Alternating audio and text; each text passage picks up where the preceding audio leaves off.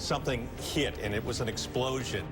The powerful blast rocked this residential neighborhood in San Bruno, California. I can count half a dozen homes that are involved right now. The huge wall of flames consumed homes so quickly, the local news stations initially thought it was a plane crash. Flames coming up, smoke coming up. Investigators later determined a massive underground pipeline leaked, caught fire, and exploded. 8 people died.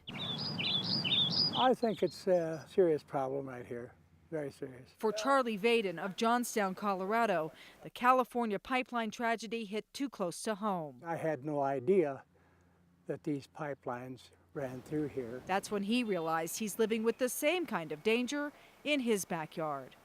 An aging Sinclair petroleum pipeline built back in 1963, which transports 20,000 barrels of hazardous fuel from a Wyoming refinery to the Denver metro area every day, runs right through the middle of his neighborhood, directly under a walking path, right next to a playground and a bus stop for children.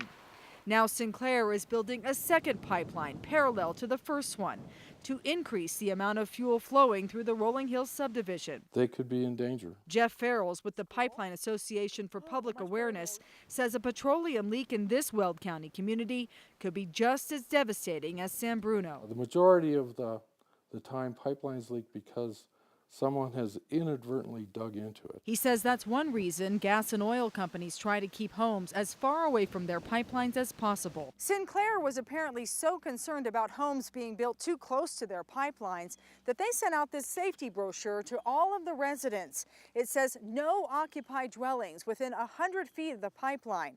The diagram shows 50 feet on either side. This home was built just 24 feet away.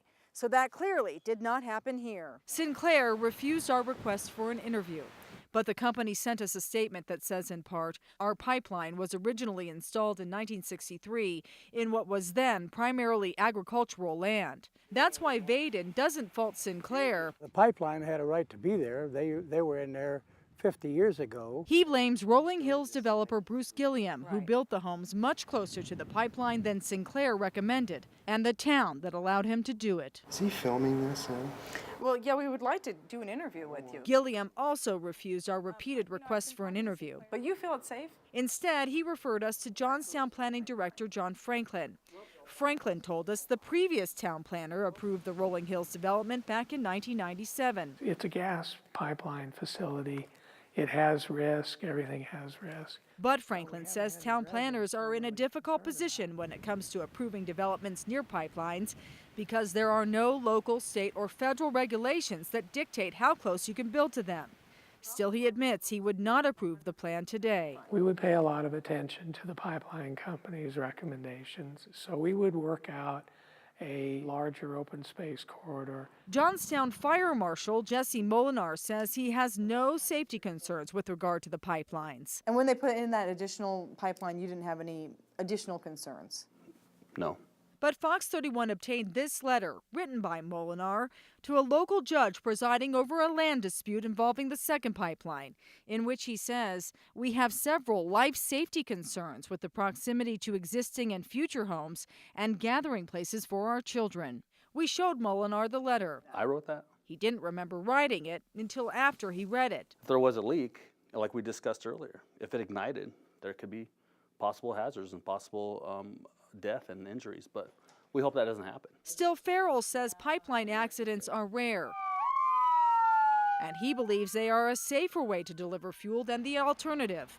Tanker trucks like this one that exploded on Highway 285 near Bailey, Colorado in 2004. We would have to put on the highways over 100,000 tanker trucks just to move the products that we use every day. Pipelines have been exploding all over the country. But for Vaden, the danger that's out of sight is not out of mind.